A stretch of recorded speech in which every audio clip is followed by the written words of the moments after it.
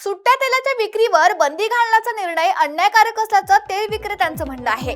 सुट्ट्या तेलाच्या सेवनामुळे कोणालाही वैद्यकीय अडचणी निर्माण झाल्याचं समोर आलेलं नाही। त्यामुळे शासनाने या निर्णयाचा फेर विचार करून सुट्ट्या तेल विक्रीसाठी योग्य नियमावली निश्चित करावी, अशी मागणी तेल विक्रेते अर्जुन डोळस यांनी केली आहे। छोट्या ग्राहकांना बंद पॅकिंग मधील तेल खरेदी करणं आर्थिकदृष्ट्या अवघड जातं, त्यामुळे विक्रेत्यांसाठी नियम आणि अटी निश्चित करून सुट्ट्या तेलाची विक्री पुन्हा सुरू करण्याची मागणी त्यांनी केली आहे।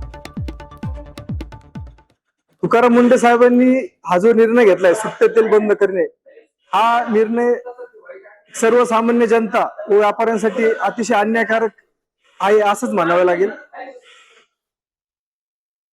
हा आमचा तेल व्यवसाय, खाद्यतेल विक्री व तेल खाण्याचा व्यवसाय आमचा पारंपरिक पिढ्याने पिढ्या चालत आलेला व्यवसाय आहे।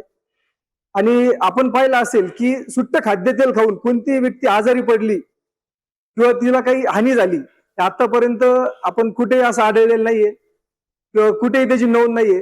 तर हा व्यवसाय सरकारने, UFDA ने एक चांगला हायजीन मेंटेन करून किंवा एक ठराविक नियमावली तयार करून आम्हाला तो व्यवसाय सुट्टे तेल खाद्यतेल विक्री करून देण्याचा व्यवसाय पूर्ण परत नेहमीप्रमाणे आपला जो चालू होता त्याप्रमाणे करून द्यावा, हीच आमची सरकार व UFDA ला विनंती आहे।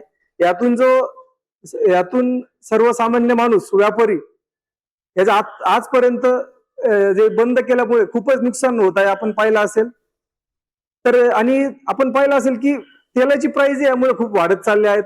सर्वसामान्य माणूस जो 20 रुपयाचं तेल घेतो, आज त्याची म्हणजे कुठेतरी आज त्याला तेल ऍडजस्टमेंट करूनच त्याला 50 रुपये 100 रुपयाचं घ्यावं लागत आहे।